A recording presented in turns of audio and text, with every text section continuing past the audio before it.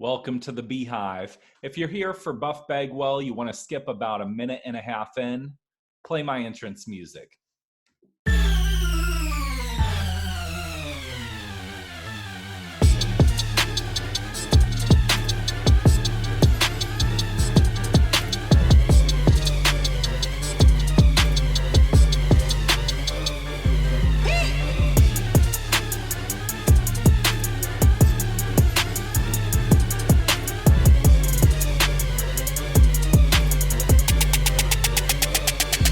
You're now entering the Beehive with your host, Double B. Welcome to the Beehive. I'm your host, Double B. I'm really excited for this show. We're talking with Buff Bagwell, who was a huge star in World Championship Wrestling. Basically, I don't know, if you're like 29 or older and watched wrestling as a kid, you knew about Buff Bagwell. He was a huge staple in WCW, a big personality, always an entertaining character. Buff Bagwell is just totally an open book. Like he really delivered. It was just a lot of fun. So check it out. Welcome to the Beehive.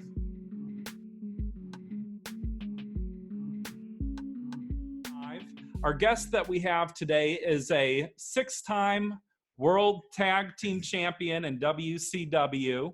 He has also feuded with the likes of the Nature Boy, Ric Flair. He's feuded with Rowdy Roddy Piper. This man has even pinned Bill Goldberg. Please welcome to the show, Buff Bagwell. How's it going, Buff?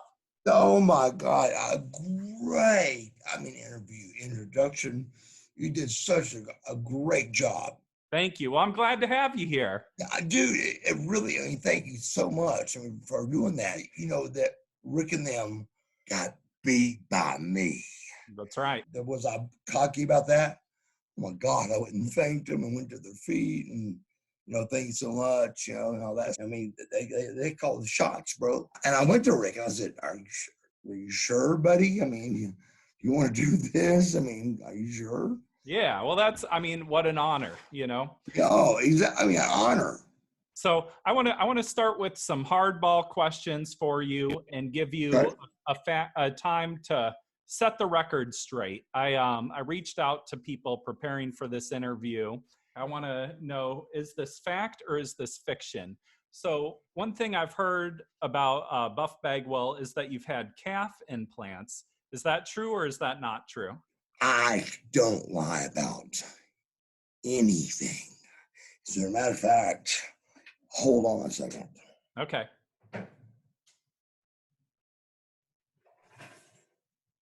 These are my personal calf implants. Oh, wow. Okay, let's see them. This is... Hold them up a little bit.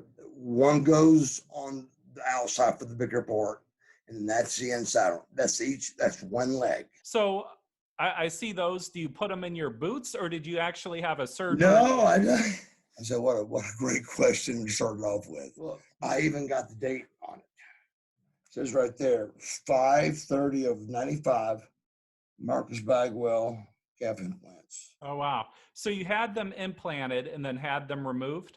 I said, please tell me you don't have to remove them. Please. I had them for 2 days. Yeah. And but they were killing me the whole time.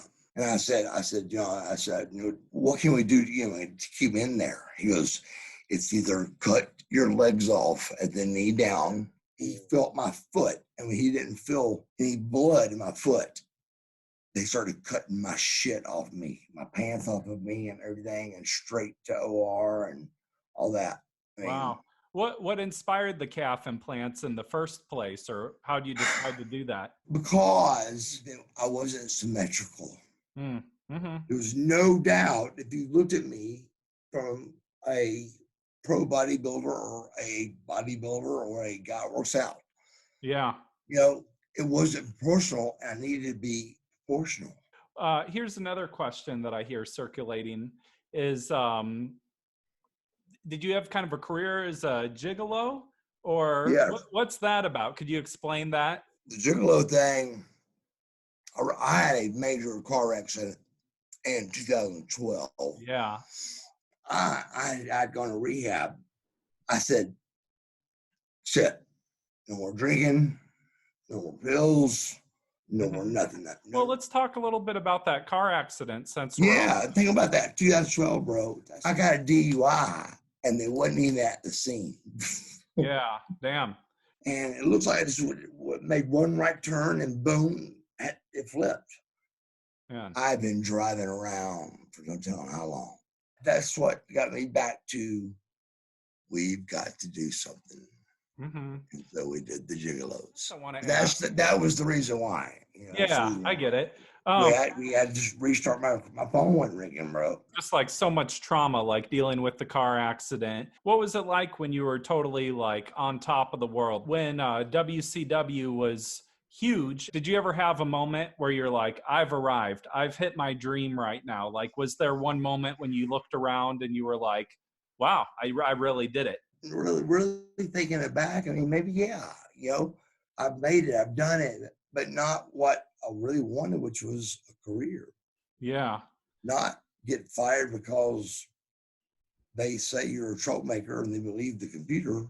You know, anybody that meets Mark Bagwell, they know Mark Bagwell, bro.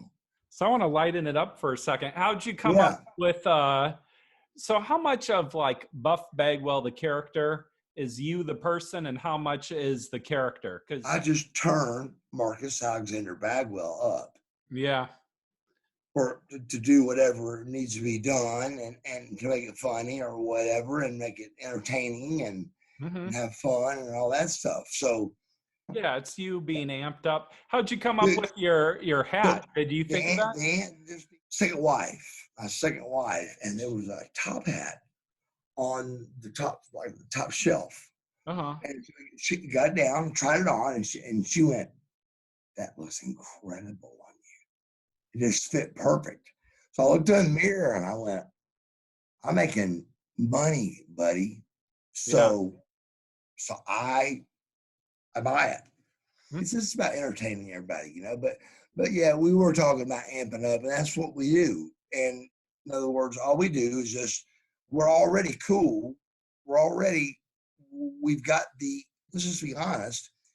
If you're in the wrestling business, or was it at the time we were, or right now especially, you've got at least the it factor from what they can see. Yeah.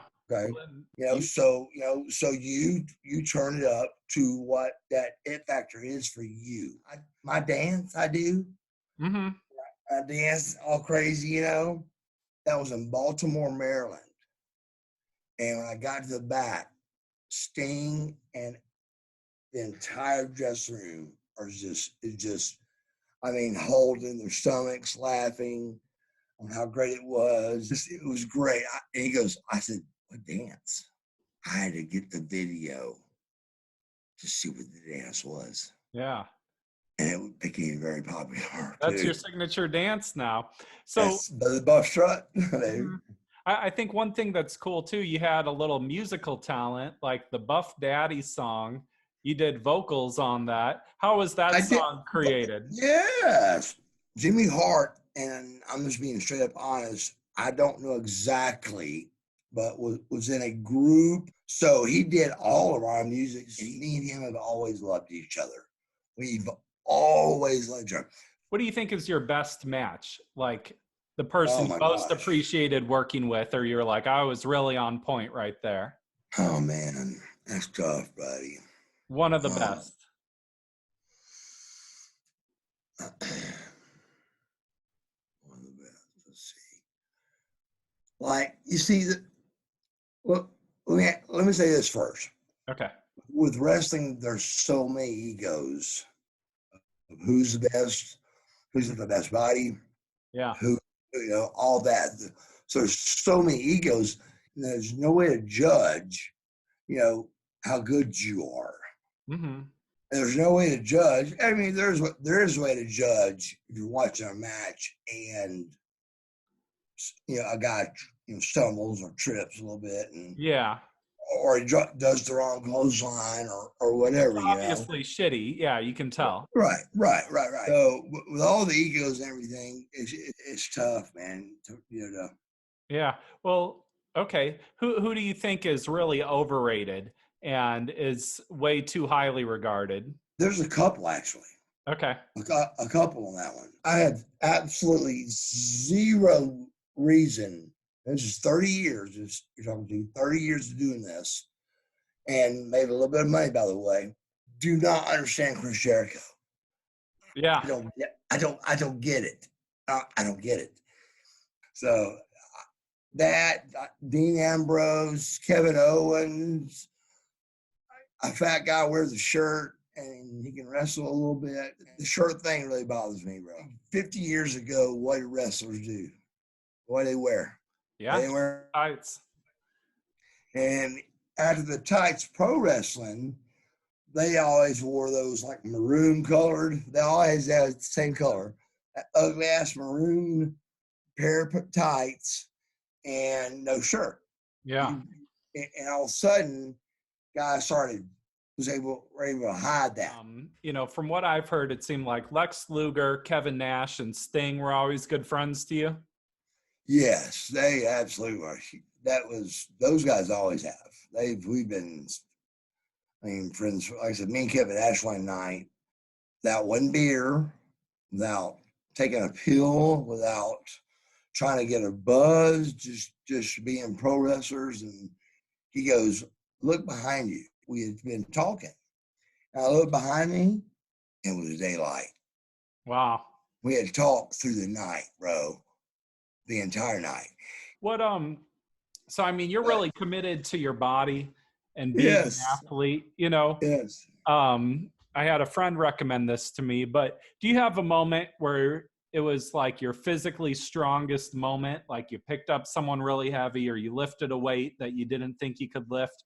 Like, did you ever have a moment where you're just like, fuck, I am really, really strong? Once. Mm-hmm. And I'll never do it again. And should never do it the first time. Yeah. I beat myself up for a year over, and I'll explain why. Okay. But I've gotten freaky. I'd gotten lean and big, mm-hmm. and strong. And Lex goes, let's see how many times we can do 405. That is the bar, mm-hmm. and 845s. Woo. Uh-huh. Yeah, that's 405.